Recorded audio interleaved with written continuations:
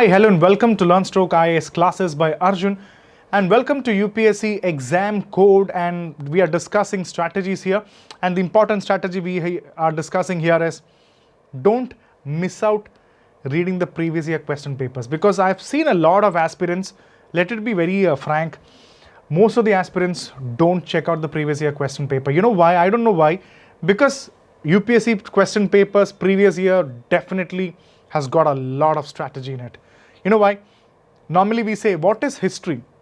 We say history is the study of the past to understand the present, to see the future. Likewise, previous year question papers definitely gives you a lot of ideas to predict the questions or get something to make your preparation to the next level. So we have to check out all this in this video. Let's quickly check out all the videos, and by the way, people who have not downloaded LearnStroke IAS app, download the app from the Play Store and watch the free videos and the free tests inside the app.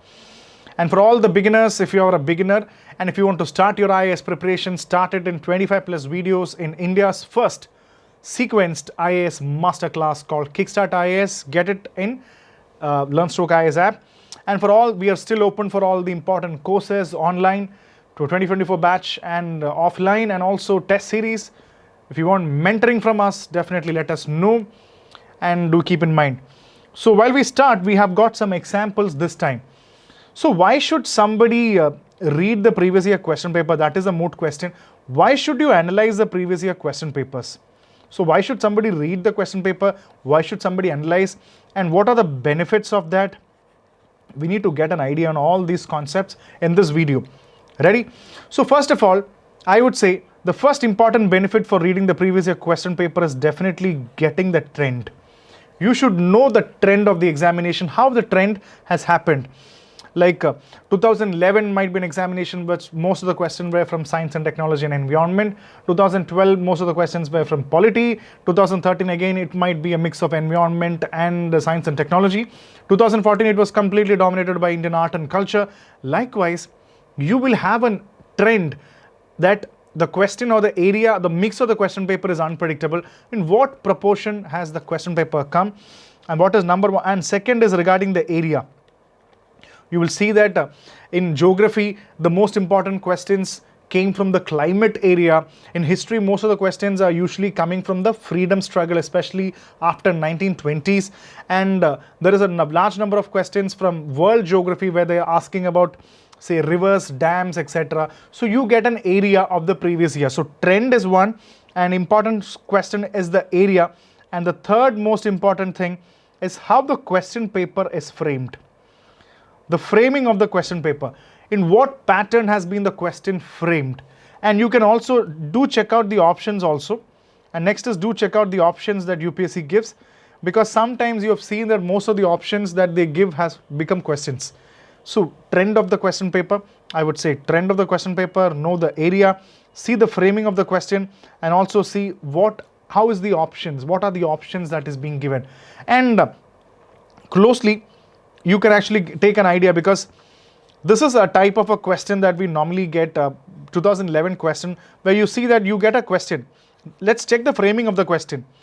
You will check the framing of the question, the formation of ozone hole. So definitely ozone hole in the Antarctic region has caused a concern. What could be the reason for the formation of this hole? Definitely this is not a factual question. This is not at all a factual question. This is completely an analytical question. And where does this question coming from? The framing is, it's a factual question. The question, and it has got 4 options. Direct question. It seems a direct question. It's 4 options, and it's more often it's a direct question. And this question has come from environment. And very particularly, this has come from the current affairs aspect of environment. This has come from the current affairs aspect of environment. So these are the important lessons that we have to learn. Framing. How is the question framed? What could be the reason? So they have given an issue. They have given an issue. What? The issue is ozone hole. Just see, is the ozone hole. Why is the ozone hole discussed? And the ozone hole is discussed, and why? What is the reason? What could be the reason? The most important word, please check out this. What is the reason? No, it's not what is the reason. What could be the reason? So It's a very good analytical question, and it has got 4 direct options, 1, 2, 3 and 4. Out of this, you have to pick it. So this is a question from environment, current affairs. So I think you're getting that idea clearly. So sometimes the framing of the questions can be something like this. And next you can just take a look at this. You have a 3-statement question. You have a 3-statement question. So look at the framing of the question. It is a 3-statement question. That means you have a 3-statement questions where you have 3 options. And the question, Lookie's policy, consider the following statements. India wants to establish itself as an important regional player in the eastern. So Lookie's policy, it is actually a question from international relations, the IR. And you can also see that current affairs, basic IR and current affairs IR, you can actually, India wants to plug the vacuum created by the termination of Cold War.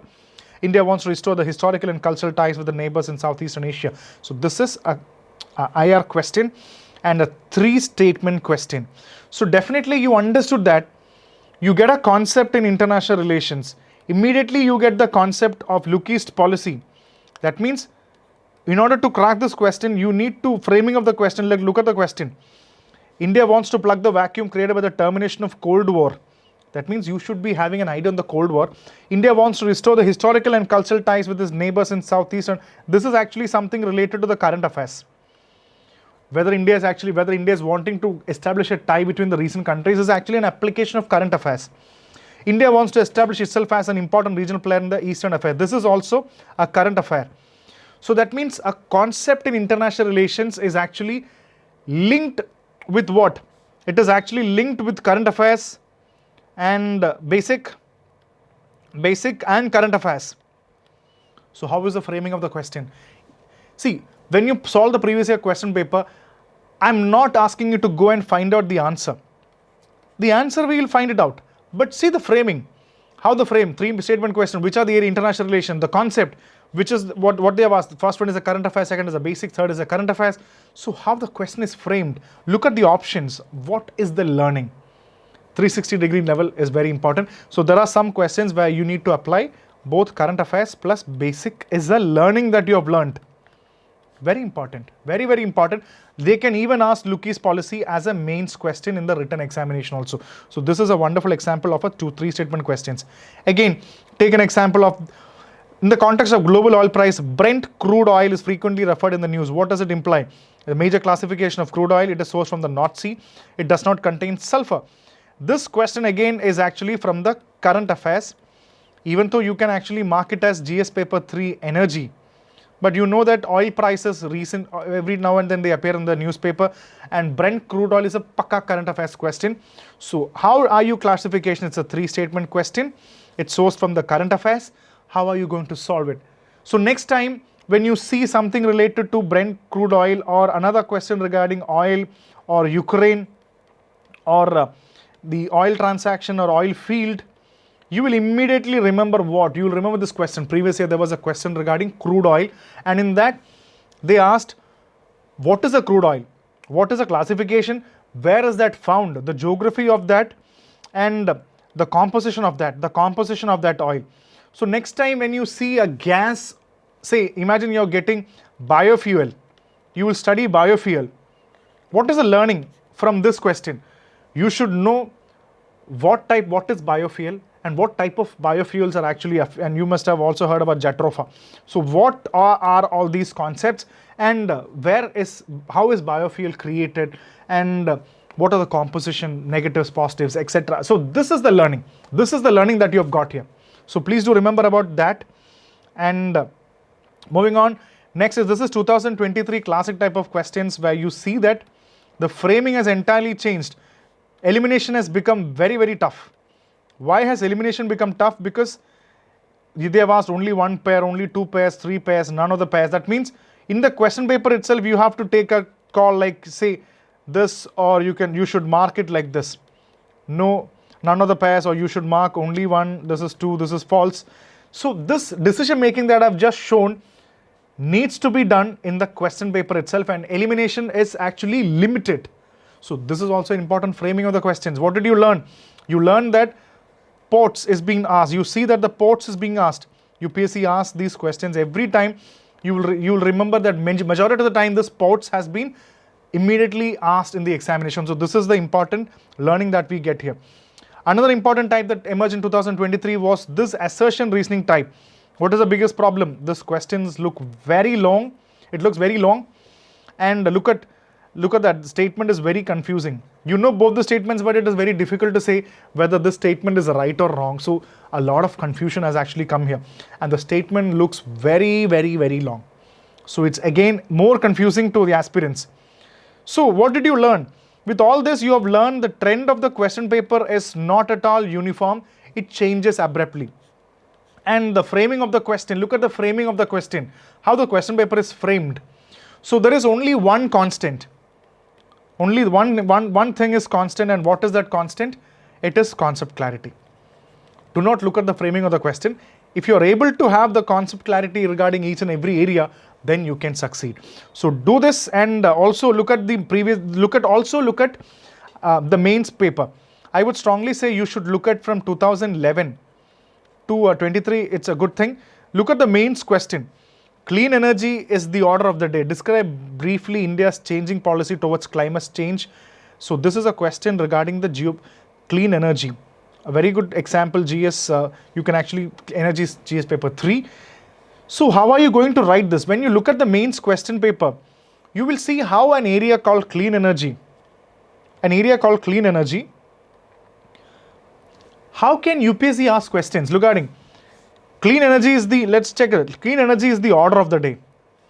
Describe India's changing policy towards climate. That means you should know what is the changing policy towards climate change in various international fora.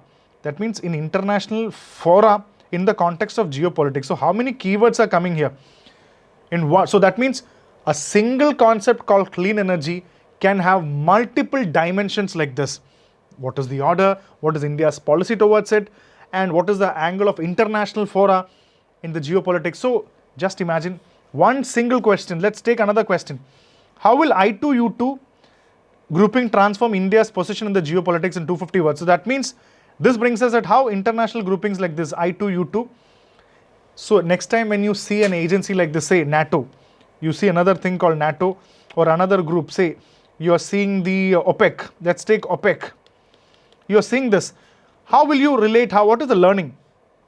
How will that thing transform India's position in geopolitics? So that means how can OPEC transform the oil dynamics, and how can WTO, that is another example, how can WTO, when you learn an international organization, see the number of dimensions. How can WTO change the world market competition, or how can WTO bring in a positive impact in the world trade, and how is WTO impacting India? So these are the multi-dimensions. So the framing of the questions from dimensions will be given. Let's take another example. So these are some of the important examples quickly. India is an age-old friend of Sri Lanka. Okay, discuss India's role in the recent crisis in Sri Lanka and in the light of preceding statement. So whether India is a friend of Sri Lanka, this is a question of international relations. You should know the Indo-Sri Lankan relationship, and how is India helped in the recent Sri Lankan crisis. So the question is, look at the dimensions. And do you think BIMSTEC is a parallel organization like the SAARC? So two international organizations. What are the similarities and dissimilarities between the two? So that means this is actually comparison between two international organizations. So next time they can even ask about two important you can compare two organizations. They can even ask NATO. They can ask any organization. They can ask the WTO. They can ask any of the United Nations organizations, the UNESCO or UNHCR, WHO. What are the important role of WHO and UNESCO? What are the similarities between them? What are the dissimilarities? So look at what is the learning here? Any concept that you get in mains examination, look at what is the dimension of this. You can just see the picture. In what all dimension is the question traveling? You can only know about this if you check the previous year question paper. So this is my humble suggestion. Majority of the aspirants, and I say when I ask you to do this, majority of the aspirants know it is important, but trust me, again I will say statistics, 99% of the aspirants do not read it. The 1% they read it and they become more strategic because people find it very boring.